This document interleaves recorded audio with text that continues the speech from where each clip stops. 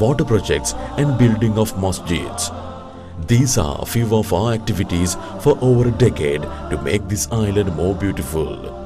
You also can join us in this cause-worthy meritorious act by making your valuable contributions to our bankers. Association of Muslim Youth of Ceylon, Commercial Bank, Colombo Maradana Branch, Sri Lanka. Account number 13200100509. Sort code 7056032. Swift code CCEY LKLX. A reminder benefits the believer.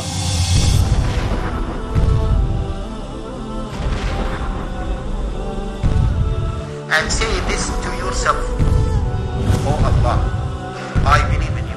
You are watching me now. If we practice this, we will find the sweetness of the Iman in our hearts. And this feeling is the Jannah in this dunya. Learn about Allah, the King of Kings. The mu'min is always remembering Allah. Ya Allah, Allahumma qawwini ala iqamati amrik ya Mawla wa adhiqni halawata dhikrik واحفظني بحفظك يا الله.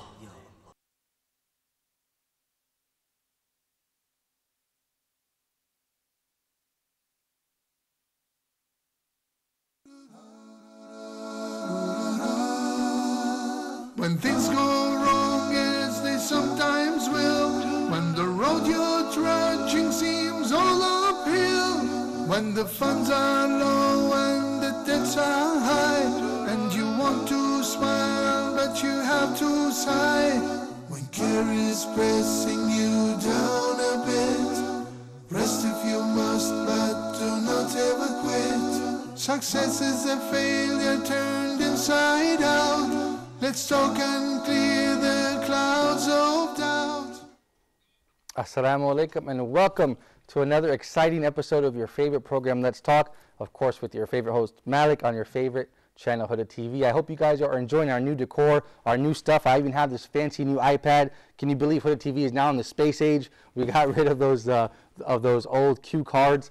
And today we're still committed, as always, to bringing you the best of the best when it comes to guests. And today is no different. We have a very, very special guest. He was born in Athens, Greece, raised in Germany, based in the UK. You might have heard him on the radio in Gambia, or you might have seen him on his YouTube channel giving lectures in Johannesburg and around the world on Stef Carries 9, or you might have seen him online at www.islamforgreeks.org, of course with our brother Ahmed Eldin, who is giving dawah in the Greek language. And without further ado, you may know him also from his book, Europe's Forgotten Ottoman Heritage, a historical guide through Ottoman Greece. We're very excited to have him, Dr. Stef Carries, a.k.a. Abu Yasser. Assalamu alaikum, Sheikh. How are you? Doctor, how are you?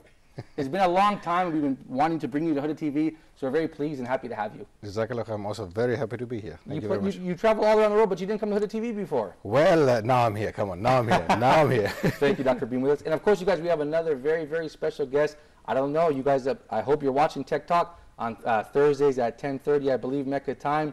We snatched him up right before the BBC could get him. He's live all the way here from Stokes-upon-Trent, from the UK, aka the Potteries. Of course, I'm talking about Rafi Abdul Malik.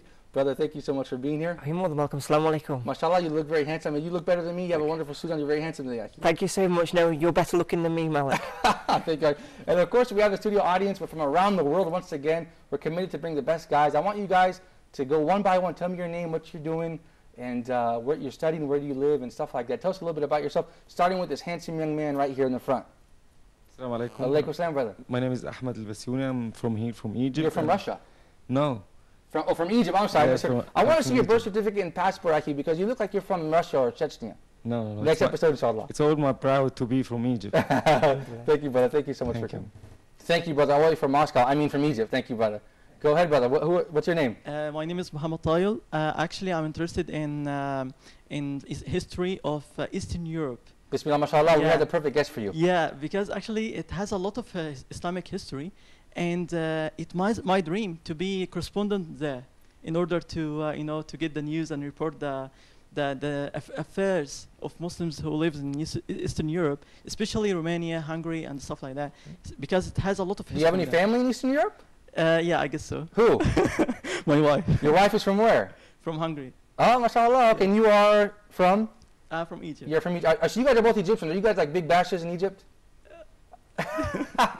Okay, well, this is the perfect guest for you. He knows all about Eastern Europe, Western Europe, all of Europe, the Islamic heritage. So I want you to have a lot of questions for Dr. Stef, inshallah. Muhammad, thank you. Muhammad Tayil from Cairo, Egypt, inshallah.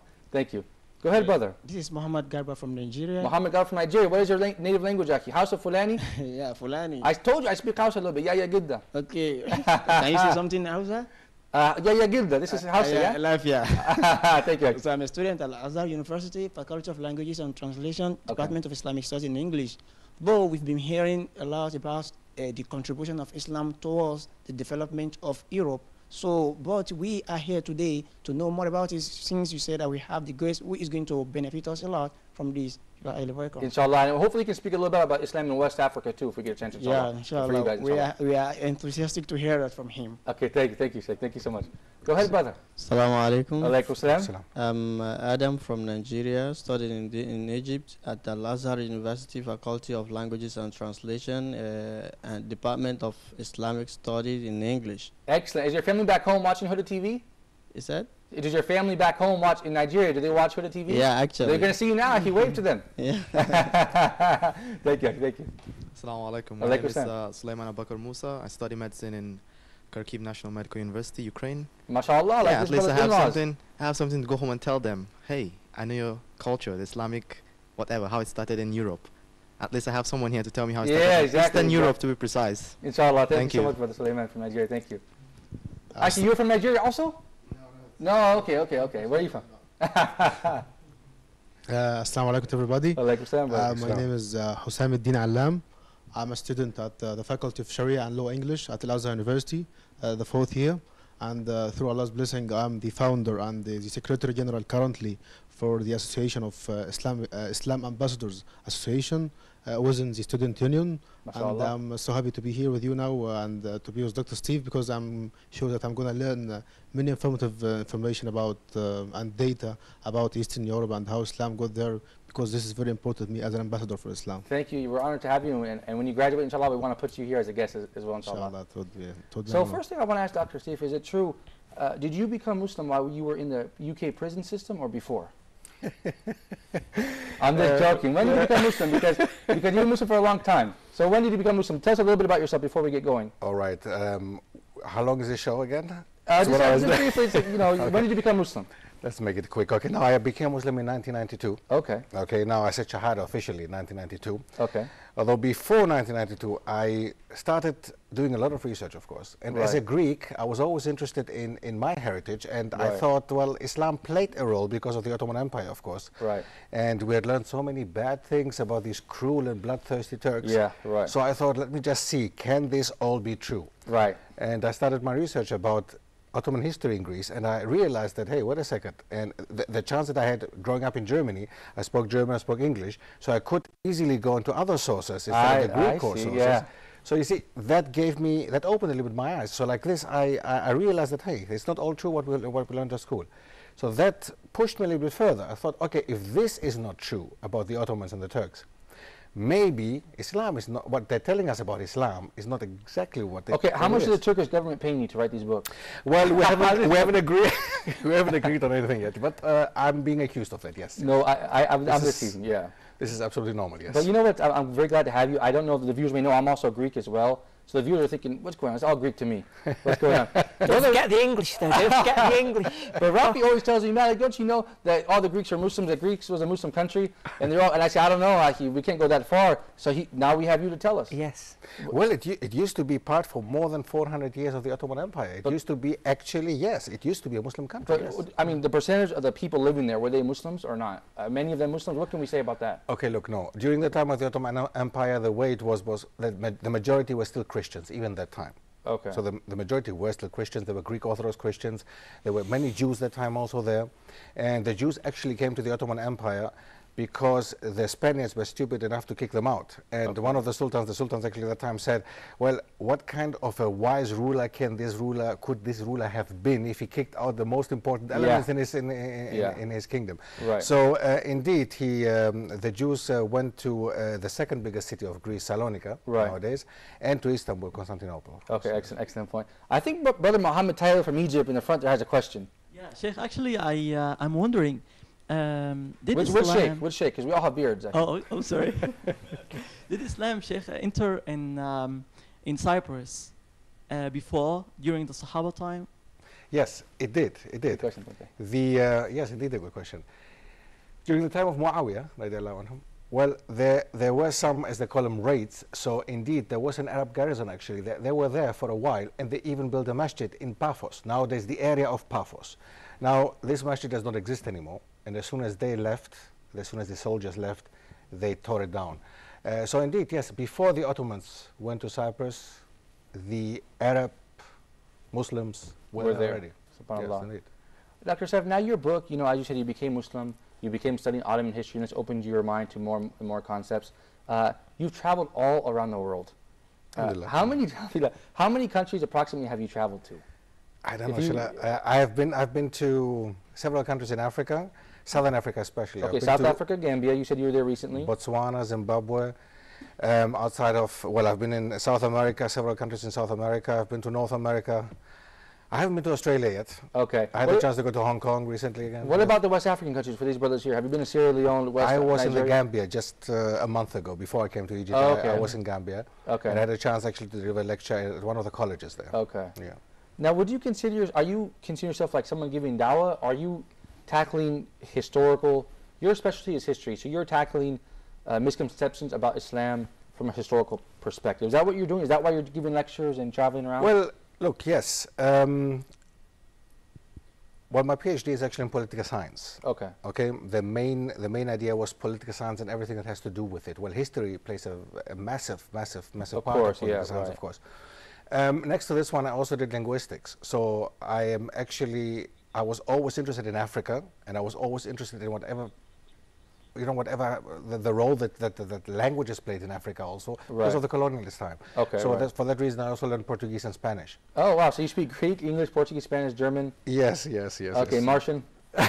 Not yet. Instead of talking about your travels, I want to show the viewers some pictures. What do you think, Rafi? Great, yes, I'd love Let's to see take a look that. at some pictures because, you mashallah, you have a lot of footage from going around Europe, and people can see it on your YouTube channel. I think it's Stef Carries 9. What is this right here? What video is this here? What country is this, Dr. Stef?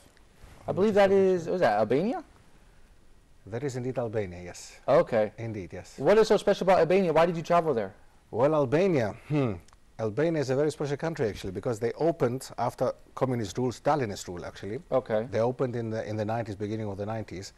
And quite some Albanians are nowadays living in Italy and in Greece. And people, unfortunately, have a very bad misconception about them. Is that true in the UK? Yes, they have a very bad misconception about everybody. The former,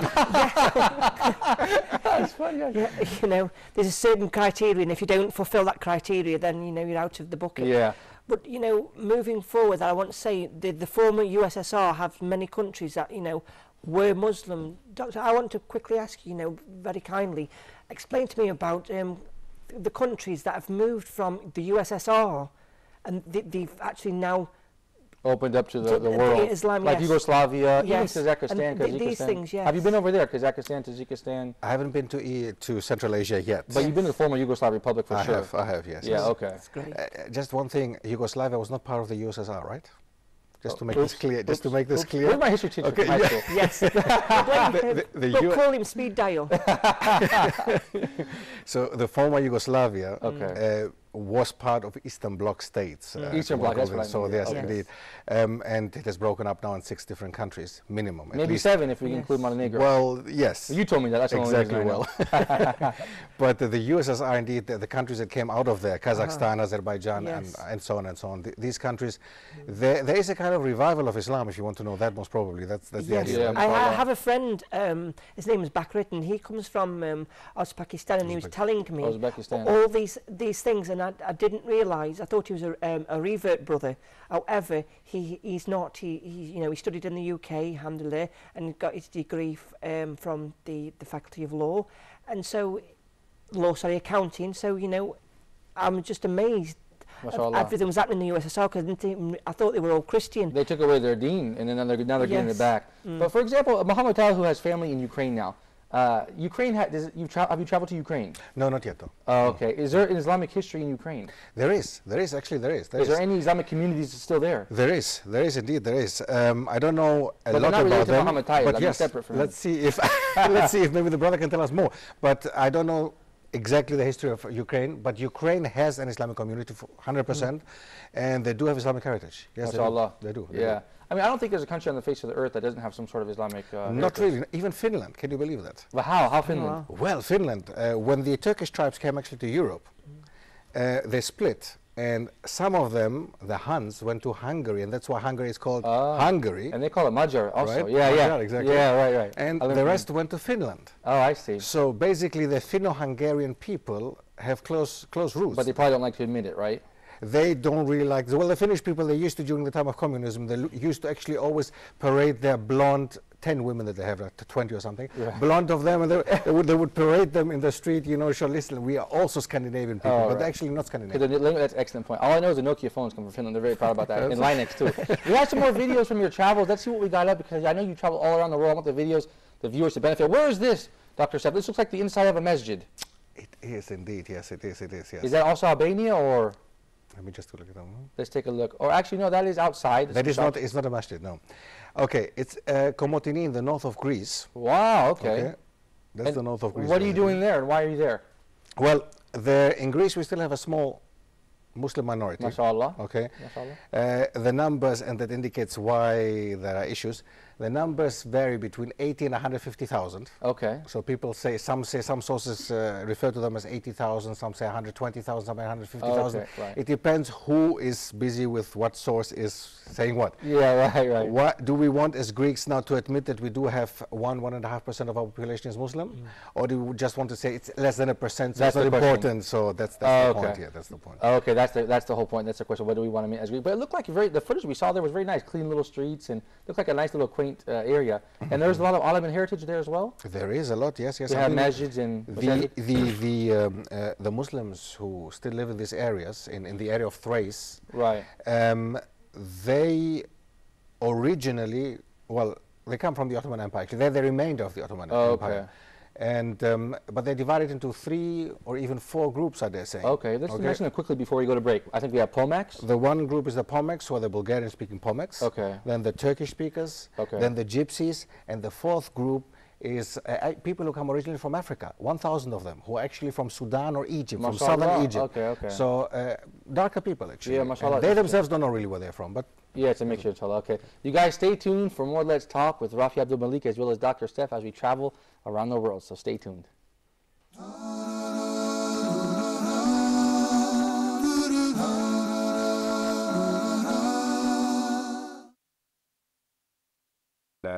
إذا دكت الأرض دكا. Do you want to learn how to recite the Quran? Do you want to read Islamic books in Arabic? You may enroll in a small group. العسل من السوق اشترى. نعم اشترى. A private lesson. من مثلها في فضلها. من مثلها في فضلها. Or at your own pace to fit your schedule. هل أنت راغب في المعهد؟ Courses for sisters with female instructors. We're bringing you the latest software technology, professional instructors, and a state-of-the-art classroom to the comfort of your home. Enroll now in Huda Academy.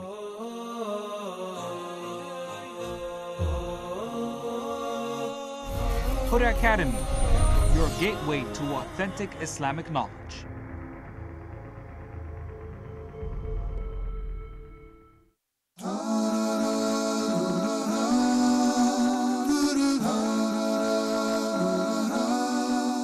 Assalamu alaikum, welcome back to Let's Talk. Like I said, we're bringing you the best of the best when it comes to guests, and I'm so pleased to have Abu Yasser, Dr. Stef Karis. He has a million names. How many names do you have, Doctor? Is the FBI following you or something? You sound exactly like them. That's what I just wanted to say that, you know, like, AK, who is this now? No, Stef Karis is simply my pseudonym, actually, or the short form of Stefanos Kefokeris. It's all Greek. Well, if I had, to you it's very Greek anyway, and to the others it's even more Greek. You know? But for that reason, I shortened it, Stef Karis, basically, okay. just make it easy for everybody. Because as you said, I do travel a lot, so it is really always like, okay, what is the name, like Kefokeris? You know, you have it's hard to say. Trying to. So tell me about Karis Evangelatos also. Well, yeah. as you can understand. And Rafi yes. Abdul Malik, everybody knows you now because you're famous from TikTok, actually. Inshallah. I'm not that famous. You guys, we have a wonderful video, a report. I want you guys to check it out, and I want to get the comments of our brothers in the studio audience as well as you guys. So we're going to go to a quick report. It's really going to lift your iman and make you happy when you see what we're about to show you. So check it out. We'll be right back.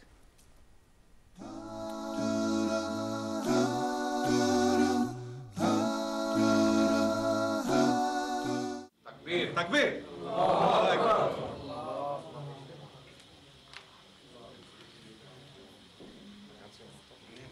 Έλα, θα σου κάτσε. Εδώ. Κάσε ένα κορό.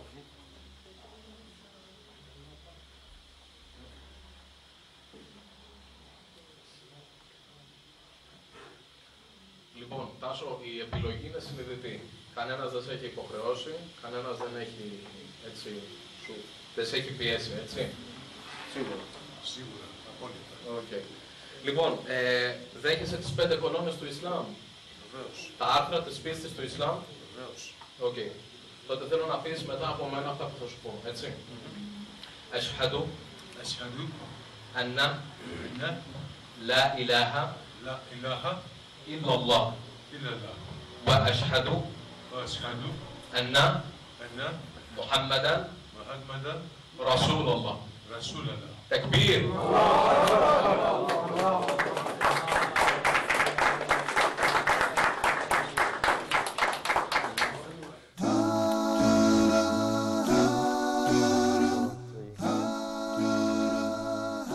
Welcome back. That certainly seemed like a nice video, but what were they saying? They weren't speaking English. Dr. Stef, what happened there? The man made his shahada? What happened indeed, yes. That was our very first conference in Athens, in Greece. So as you travel around the world making dawah, you stop back in your native country, Greece? Well, yes. We started, actually, the brother you saw there was Ahmed ad-Din, who He's Greek as well. He's Greek, he's living in Athens. MashaAllah. And he started the dawah 3 years ago. Excellent. Now, and we somehow met, alhamdulillah, as Allah wanted to. We met when I was in Athens. And he said, listen, are you ready? Do you want to join me? I said, why not? It's a great opportunity. And we started last year working together on a conference. Now, this was our very first conference. Oh, mashallah. And as you saw, Tassos accepted Islam, mashallah. This is a great thing. I didn't even know. He just asked me, as you saw at the beginning, he asked me, can you get up? Really? I said, well, what for? Somebody's coming to sit here. I said, oh, no problem. Okay, so I got up. And then this person sits next to him. I was thinking, what is happening? And he asks him basically, do you accept the 5 pillars of Islam? And do you accept? So that's what he's saying in the Greek language. That's what he's saying in the, exactly. Then he says the shahada, of course, in Arabic. Exactly. And we can find Ahmed Adina, I think, on www.islamforgreeks.org, I believe. That's very cool. That's excellent. What do you think, Rafi? Can you translate the Greek for me? I'd love to, Malik. I'll ask you later. Let's stop the show and translate it for me, and I'll certainly tell you, Malik. I'll certainly tell you. It's fascinating. You know, I always love to see somebody saying the shahada. Whatever language it is, it makes it even more beautiful when you come from different parts of the world. And inshallah, it's fascinating. Let's go to the studio audience. What are you guys doing over there? What's going on? You guys have any questions or comments for the doctor? I think if we all noticed something, there was one unique thing in what he said. It's like one thing that unites all Muslims together.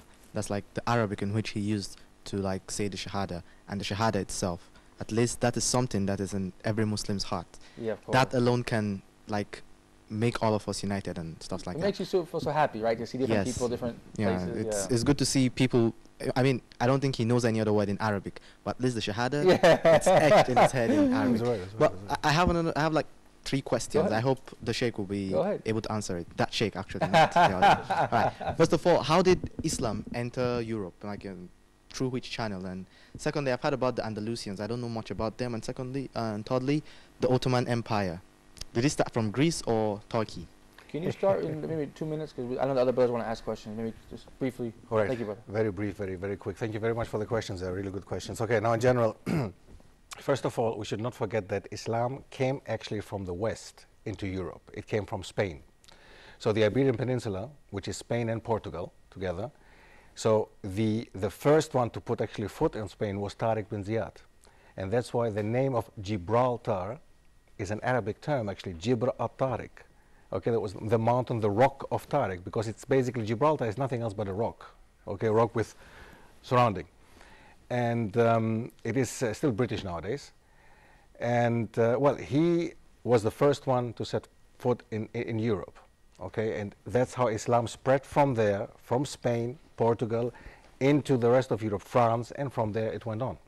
And then later, the Ottomans coming from the east, they came in the 13th century, 14th century. When they came into the east of Europe, they came through Constantinople, they came to Greece, from Greece all the way into the Balkans. They are the ones who are responsible for the Islam spreading from the east into Europe. Mashallah. So there is a west and there is a east entrance, if you want to call it that mashallah, way. very good, excellent. Brother, do you have a question as well? Yes, actually, I have many questions in mind, but the most prominent one is about the misconceptions surrounding the Ottoman Empire and its history in Europe, and how it played a very important role in spreading Islam, as you have just mentioned, about getting Islam into Europe. So the most prominent misconception is that they used gunpowder cannons, and so this is number one. And the second one is the misconception about how they were dragged into the World War, if I may say. Excellent, thank you, brother. How were they dragged into the First World War? I believe, yeah, excellent. Yes. Doctor, what can you say? All right. Yes, wonderful questions, all of you guys. Okay, now, misconceptions of the Ottoman Empire, that's exactly why we are doing, actually, we have been doing for the last couple of days now a series on Huda TV about the Ottoman Empire. And it is indeed a very, very important point. The most important point is so many misconceptions. There are so many misconceptions. And not only from the side of the Europeans, definitely not only from our side, from the Greek side, but even the Arabs have so many misconceptions that it is irritating to speak to certain people. Just some months ago, I spoke to a Syrian who really thought that he was saying exactly the same things that my parents are saying. And it is irritating to hear that from a Muslim coming and not understanding at all what's happening around you. So no, so where to start and where to end? I mean, yes, with regards to the gunpowder, by the way, the cannon was the massive cannon that was put up in order to conquer Constantinople was put up by a Hungarian. Okay, was put up by a Hungarian, and this Hungarian was paid by the Ottomans to do that. Okay, and he decided, well, it was business for him, so he just went over. There were even Christian mercenaries who were actually there supporting the Ottomans. So it was not something, you know. The Ottomans treated them better than, I'm sorry to interrupt you, Doctor, than the Protestant Christians did when they sacked Constantinople and put the prostitute on the chair of Hagia Sophia, all these things. Very true. But I'm sorry to interrupt you, yeah, go ahead. Stef, I just want to quickly ask you, where did the Ottoman Empire start? Was it, Turkey, Iraq? The Turkish, the Turks themselves, or the Turkish tribes, come originally from Inner Asia. Okay, Central Asia, Inner Asia, even up to Mongolia.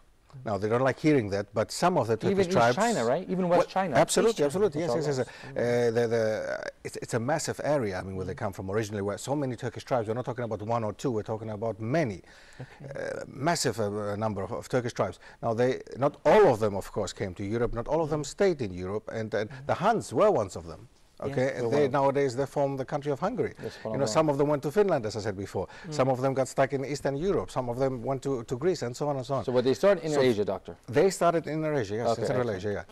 And the Ottomans was just a dynasty, because the first one who started this dynasty, his name was Osman, or Othman in Arabic. So that's why. Oh, they say Osman because of the Turkish accent. That's right, that's right. Othman is his name, I see. That's right, that's right. Othman is his actual name. I don't want to interrupt you guys out. Before we go to Akib Basuni as well in the studio audience, I want to check out another video of some of your travels, because I want the viewers to travel around the world with you and get this experience. Excellent. So let's check out this next video and let's see where you are. I think you have so much footage all around the world. Where is this? This looks like a graveyard. Very green, very mountainous area, hilly, we could say. Again, that's in the north of Greece. This is northern Greece again. So you spend a lot of time in Greece and Turkey, seems. Well, I'm up and down due to the dawah. I'm up and down the whole time. I'm actually in Greece. I've been in Turkey several times. I did a documentary 2 years ago, and this is part of the documentary. It's a scene out of it. This particular town is actually a bigger village, a smaller town, In the north of Greece, in a province called Xanthi. Xanthi, it's in the northeast of Greece? Not far in the northeast of Greece, not far from the main city of Xanthi. Okay. Echinos it's called, where the population is 100% Muslim. But they are actually all Pomaks. Okay. Now, Pomaks means they're Bulgarian-speaking people.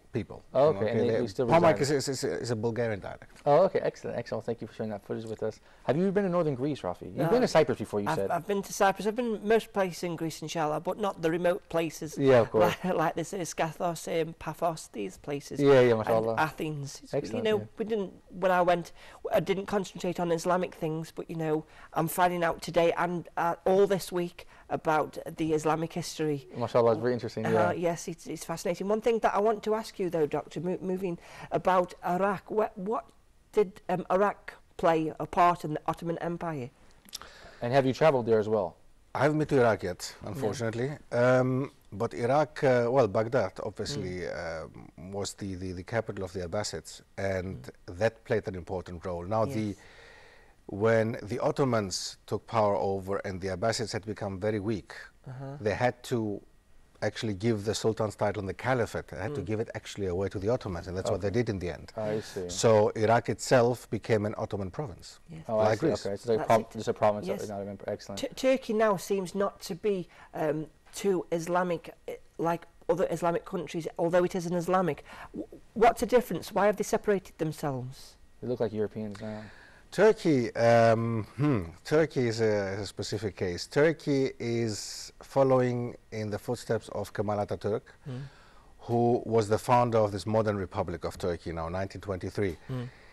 He got rid of the Sharia, he got rid of everything that reminded him of Islam. He himself actually hated Islam. Yeah, yes, he was absolutely, absolutely. He hated Islam. He clearly stated this. But he was Jewish, and he stopped the Arabic script, and he banned women from wearing hijab. Allah if he was Jewish, but he came from an area, he came from Salonika, which during the time that he was born in Salonika was 70% Jewish. But even if, I don't think that this is a point. If he was not Jewish or not, I think even a Muslim can do, so-called Muslim can do what he did. So thank you, good point. You know, so I think he was very secular in his mind, and actually he was not.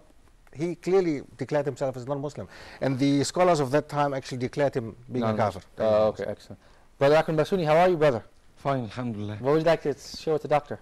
I just want to first to thank Allah subhanahu wa ta'ala to be in a very blessed place, which is Huda TV, hoping Allah subhanahu wa ta'ala to make it easy for these very good channels which spread Islam, because we are speaking about spreading Islam around the world, and these channels make a very good rule in this very great task, which is the task of the messengers of Allah subhanahu wa ta'ala, which is spreading Islam. So we forget to make dua for these channels to spread more and more and more around the world, to spread the message of Islam to these great places, which is the Western and other countries. My point, speaking about the spreading of Islam, we heard in our episode many times our doctor and our guests say opening the Western countries and opening these very changed places, which is the Western countries.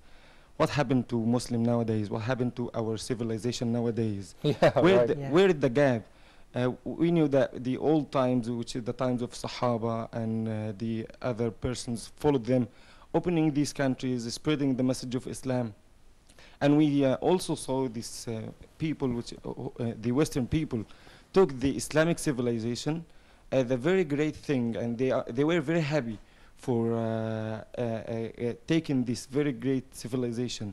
Nowadays we find a gap, we find something different, which is the Arab countries, persons always think about changing their civilization, their Islamic civilization, to these different civilizations, to the civilization of the Western people. And we as Muslims have the main light for all this universe, which is the light of the deen. Of course. What happened? Where is the gap? Is the gap in the persons, or the gap in the countries, or in the civilization? We just want to know. Thank you, where Brother the Ahmed. problem. I appreciate it. That's an excellent point, because it seems like the European civilization has taken the good things that Muslim had to offer, like the compass I heard you mention before was invented by Muslims. So they took the compass and discovered, quote unquote, like I've heard you say, the whole world. We had so many good things to offer. Now it seems we've fallen behind And now, in fact, in the heart of the Middle East here in the Arab world, we are imitating Westerners, which is maybe good or bad. If it's definitely a good offer to take the good they have, but it seems like we're taking the bad. Absolutely. So what happened, and how can we reverse this, Doctor? Well, it's absolutely true what you're saying. It's really a good point. Al-Andalus, or Spain as it was called, or the Iberian Peninsula was called Al-Andalus during the time of when it was Islamic. And nowadays, Al-Andalus has become Andalusia, which is a province of Spain, okay? And still you will see so many Arabic names that remind you of their time. It's all there. And there are even mosques there, there's even madrasas are there, bridges that were built, and everything, or many things are still there. Now, but that's the major example, actually. In Al-Andalus, when they were united, when the Muslims were united and they were strong, the first 100, 150 years, it was going extremely well. And that's why within some years, within 4 years, they were already in Madrid and Toledo. And nowadays, you need if you go by car, you go from Gibraltar to Madrid, it can take you 3-4 hours by car. That time, we're talking about horses. So, and they were fighting. So imagine. Now, and they were joined by the Christians and the Jews. Many of them even accepted Islam on their way. So, yeah, we were strong ones as Muslims, as a Muslim ummah. Now, the point of this is, that's exactly the point. Are we still an ummah? And I doubt this. I doubt this. Nowadays, you are an Egyptian, not even an Arab. You are an Egyptian, and you are a Libyan, and you are a Lebanese, and you are a Syrian. You're not even an Arab. Imagine that.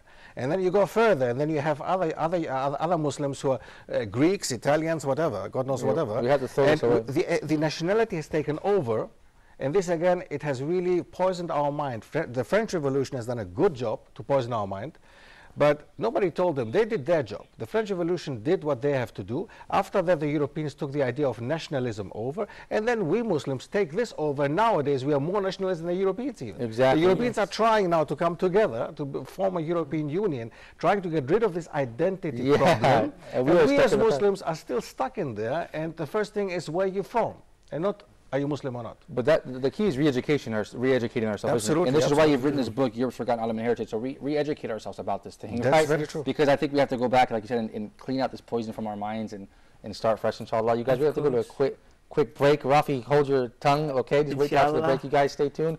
You guys at home, stay tuned for more Let's Talk. We'll be right back with Dr. Stef, Abu Yasser, and Rafi and our studio audience right after the break. So stay tuned.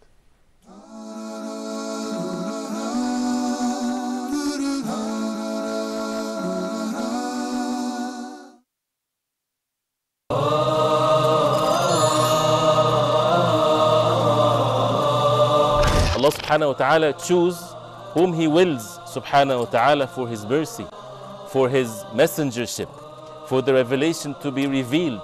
This is not for the human beings to make that decision. If a person would turn to Allah subhanahu wa ta'ala sincerely, truthfully, asking for forgiveness, Allah subhanahu wa ta'ala promised to forgive. We have as Muslims a duty, and that is to recite the book of Allah, to ponder over the verses, the words of Allah subhanahu wa ta'ala, and to act according to the Quran. The mercy of Allah subhanahu wa ta'ala encompasses everything, but who would this mercy will be for? And the Prophet sallallahu alaihi wasallam was sent to all mankind. So the ummah, or the people of the Prophet sallallahu alaihi wasallam, are all mankind since the time of the Prophet sallallahu alaihi wasallam till the day of judgment. Why waste our life without getting to know every verse in the Quran, what Allah subhanahu wa ta'ala wants from us?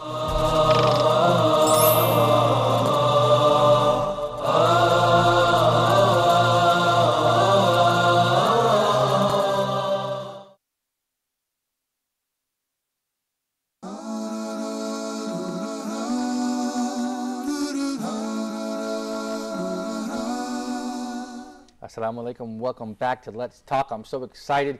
We have Dr. Stef Karis. You've seen him on his YouTube channel, of course, Stef Karis 9. He's all around the world promoting Islamic history from the correct and true and honest Islamic perspective to re-educate ourselves about our history and to be proud about it. Of course, we have more videos to show you as well. We've been showing you videos throughout this program. We're joined also by the host of Tech Talk, mashallah, Brother Rafi Abdul Malik, all the way here from Stokes-upon-Trent. aka the Potters. Maybe Dr. Stef can tell us about the Islamic history of Stokes. Is there any Islamic history there? Why are you guys laughing? Maybe we can dig up some pot or something. Maybe you'll find something. It's becoming very popular. We will have Islamic history in the United Kingdom very soon. Excellent, inshallah. We have our brother in the studio audience, Muhammad Garba, all the way here from Nigeria. What's going on, brother? How are you? Okay. But I'm really indebted to Dr. Abu Yasir for being here today and benefiting us with the uncommon knowledge, especially in this episode. In fact, I have nothing to say, rather to say thank you very much. Exactly. But, thank you too for being here. The question that I wanted to ask is that we've been hearing here and there that Islam has contributed immensely towards the development of Europe. Even some went to say that Islam is part of Europe. Please, could you try as much as possible to mention for us what are the important areas in which Islam has contributed towards Europe? Thank you, brother. Yeah, excellent question. Thank you, Muhammad Garba. Good. Wait for your family. All the Nigerians, we have so many Nigerian viewers, so wait for the camera. Maybe some friends. Thank you, brother. Thank you, brother. I appreciate it. So what has, I know you said the compass, sciences, what else? What have you done? There is a book written. I mean, if I had to mention everything here, I think we would need another show. But there is a book which is called 1001 Inventions, which is an excellent book. It comes from the UK, 1001 Inventions. That's your country, I think. I do not remember. Do you know this one? Yes, it's very good. It's really good. Excellent. And they've actually traveled, or they're traveling throughout the UK, setting up small, like a museum kind of type of thing for a temporary museum. Okay. And then they're wonderful. Now, they are researchers themselves, Muslim researchers, and they have come up with all this, what you're just saying. And there is so much. There is, the compass is one of them. There's so many things. I mean, the so-called Turkish fire, they used to call it Turkish fire during the time of the Ottomans. It's an invention from the Ottomans, you know. It's something that, again, is, let's call it Islamic, whatever. But all this, there's so many things. You don't know where to start, what you want to start. That's excellent. But the population in Europe, indeed, you're right. Islam is part of Europe as much as Christianity is part of Europe. Because we do have nowadays Muslim countries in Europe. We do have Turkey, which is part of Europe, and Turkey is 99% Muslim. We have Albania, which is 70% Muslim. With all the problems that they have still, they're 70% of Muslims. Bosnia, which is 40 to 50% Muslim. Kosovo, Montenegro, these are all countries, you know, they came out of the former Yugoslavia. So they are all Europeans, very European actually, and they're all Muslims, mashallah. So excellent, yeah. We have contributed a lot, to say the least. I want you guys to get out your passport. I think you have a British passport. What are you holding, a Greek one or something? I'm holding both. I have a German and a Greek one. You guys get out your passports out. We're going to go for a trip. We're going to watch some more footage of Abu Yasir around the world. I feel like I'm traveling right now in first class on Huda TV's paying for it. Mashallah, it's great. It's even better, you guys. We're in first class. Can we see some more? Let's check out this footage you had brought us, Abu Yasir, of, let's see where you are right now, inshallah. You are in, looks like a quaint little place, looks like northern Greece again. Okay. It is actually a city called Kavala. And this is in Greece again? Which is in, yes, it's in Greece, in Macedonia. Okay. The province of Macedonia. This is confusing. You can explain it for us, yeah. Okay, very, very good. I wanted to go into this point. Now, this is the Turkish area of Kavala. It's called still Turkish area. No Turks live there anymore. But it used to be the area where the Ottoman Turks used to live, or the Muslims used to live. Okay. Now it's still as it used to be, actually. It's beautiful. You know, mashallah, even the houses have remained the way they were. But they were, after the population exchange, which happened in 1923, the Turkish and the Greek government of 1923 decided to exchange populations, as they called it. Was it for Greek Muslims, for Turkish Christians? Exactly. Kind of like this, yes. Is this good or bad? Well, you know, for me, I consider this a kind of genocide, actually, of the 20th century. Yeah, right. This one, what you can see now is a typical Ottoman house, mashallah. It's a typical Ottoman architecture, mashallah. It's beautiful. The balcony there, and the balcony is the a women, typical, exactly. Now the idea, imagine now the balconies that we have nowadays in Europe, they originate from there. The Ottomans used to make balconies for their wives, so that they could still go out, but not being out to be seen, but they could still look out. So this is a typical Ottoman balcony, actually, and that's where the idea comes from, mashallah. Bismillah, mashallah, it's beautiful. So imagine, that's another, you asked before, you know, what did they contribute? I mean, this is one of the contributions. Architecture. Architecture, definitely. Aqueducts. Definitely. Right, bridges they left behind, especially in the Balkans. The Serbs tried to destroy all these bridges. That was one of the main not just the people, they killed the architecture as well. That's it, exactly. They hit the people in their main in the heart actually of culture and religion and everything. So they tried to destroy all the bridges that were there in Bosnia before, Mostar, in Sarajevo, of course.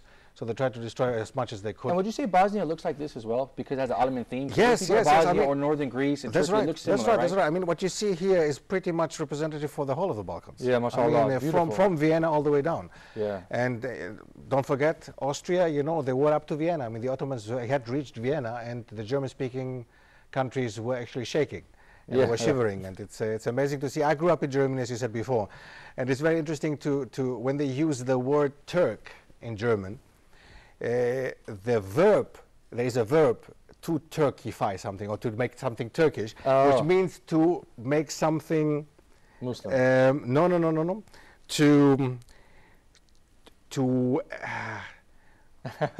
me just think now carefully how to say it.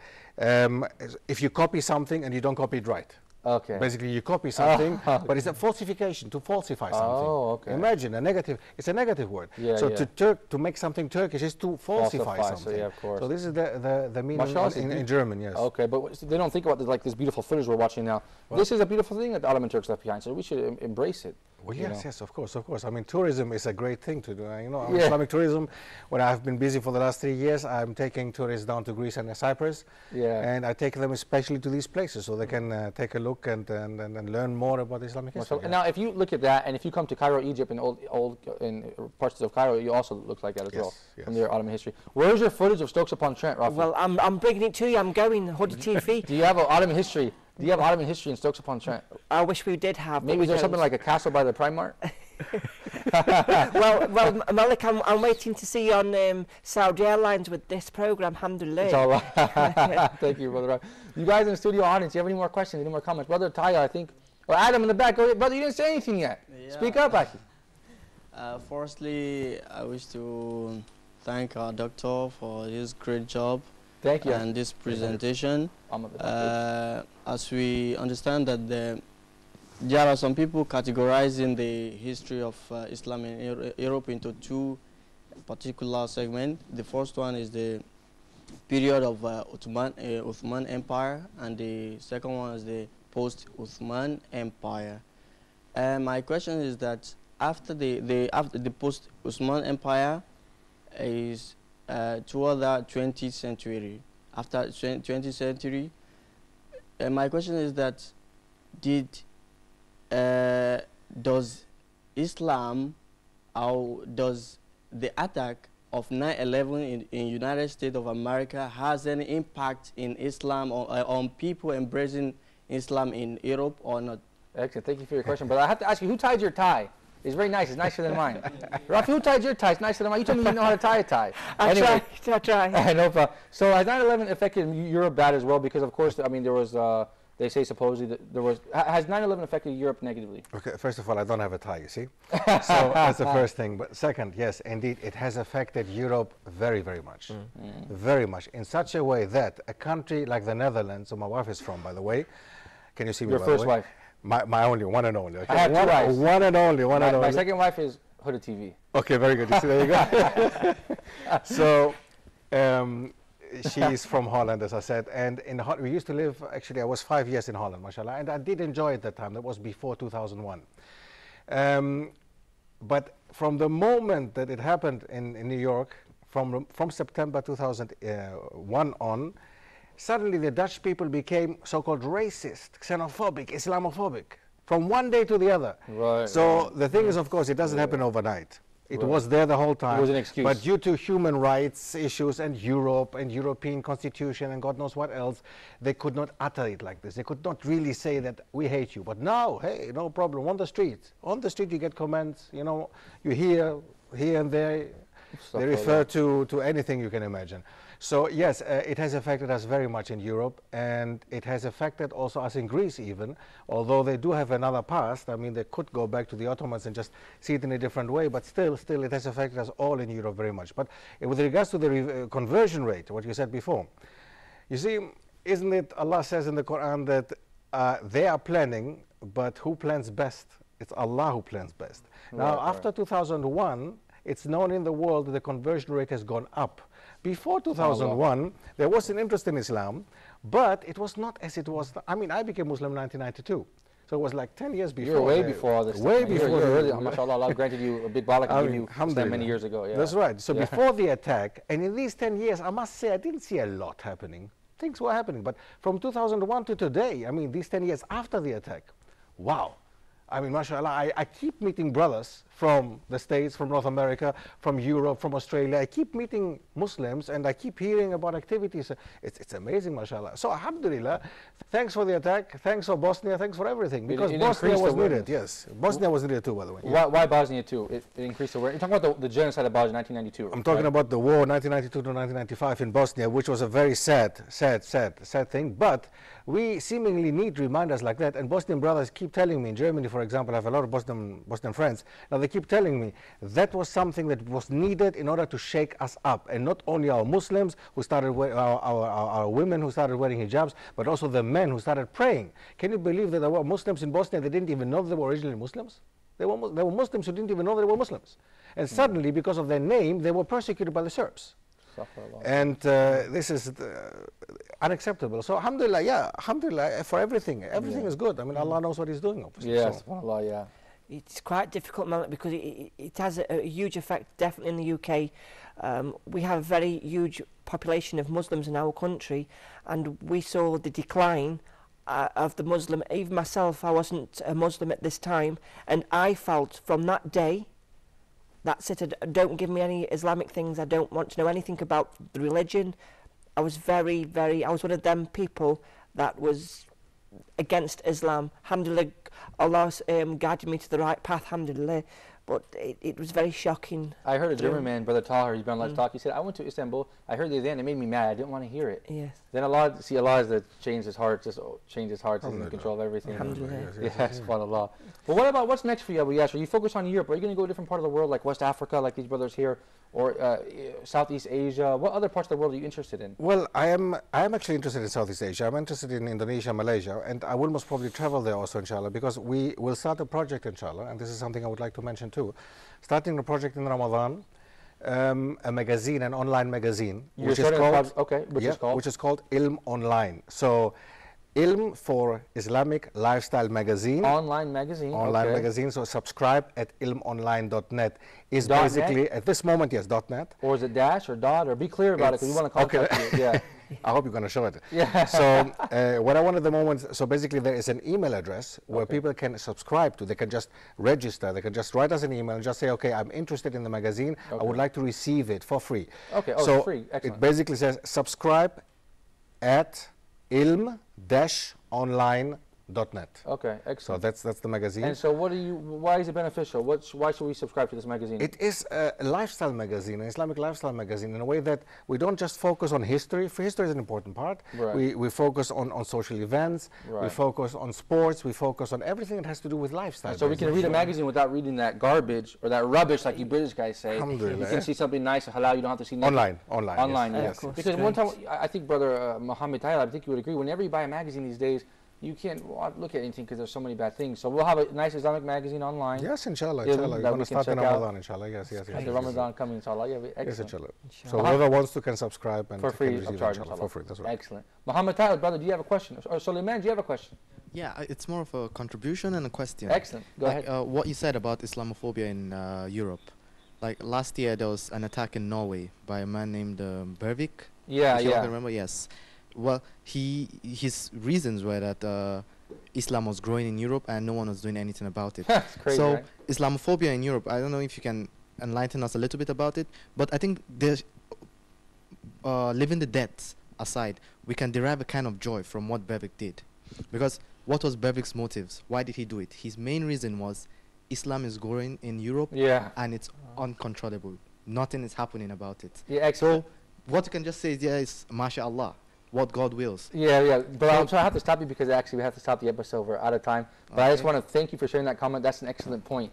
Look why he did it, because Islam is growing, alhamdulillah. Really quick, Brother Muhammad Tayyib, do you want to say a quick comment? We have to close the episode because we're out of time. Well, I have a question, Sheikh, about the oppression against Muslims nowadays. Actually, it reminds me of the oppression before. That, for example, during the history of Ottoman Empire, there is Dracula, and he killed millions of Muslims, but we haven't read about it. But we're going to have to see this on the next episode. We're going to Dr. Stef. You can't answer now. We're going to leave the viewers in suspense. We invite you. You have an open invitation. We're going to leave that question hanging out there for the viewers and about Dracula killing people in Ukraine. Thank you so much, Aki, for your question. Thank you guys all for joining us. You guys are welcome here at Let's Talk anytime. Brother Rafi, thank you for flying all the way from Stokes-upon-Trent, aka the Potteries. Great. For being here. We appreciate it. Thank you for contributing to the show. And the cup that's on the viewers' pulse, that could have been made in the Potteries. The cup on the viewers' pulse was made in the Potteries, Allah Alam. Yes, it could have been. You never know. Thank you. Thank you for your time. Dr. Stef, I want to tell you honestly, it's quite frankly, it's been an honor to have you here and a pleasure. Thank you. I hope you can come back in the future and present many programs and appear on all of our shows. You have so many wonderful things to say, and we appreciate it. And I want to, remind the viewers, get this book. It's available on Amazon. Europe's Forgotten Ottoman Heritage. It's something that all Muslims should be proud of, not just European Muslims, everyone all around the world. And before we go, I want to read a quick email. We always do this at the end of Let's Talk. It's our tradition. We can't leave it now. We want to read an email because we appreciate our viewers writing us. So we have a quick email here from Muhammad. We have a quick email from. We have too many. Let me pick one.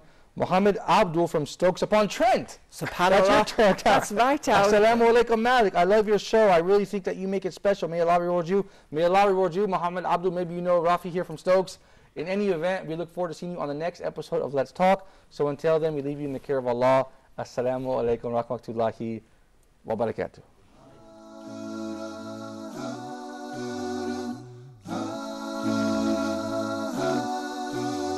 When things go wrong, as they sometimes will, when the road you're treading seems all uphill, when things go wrong, as they sometimes will, when the road you're treading seems all uphill, when the funds are low and the dips are high, and you want to smile but have to sigh, when care is pressing you down a bit, rest if you must, but do not ever quit. Success is a failure turned inside out. Let's talk and clear the clouds of doubt. Success is a failure turned inside out. Let's talk.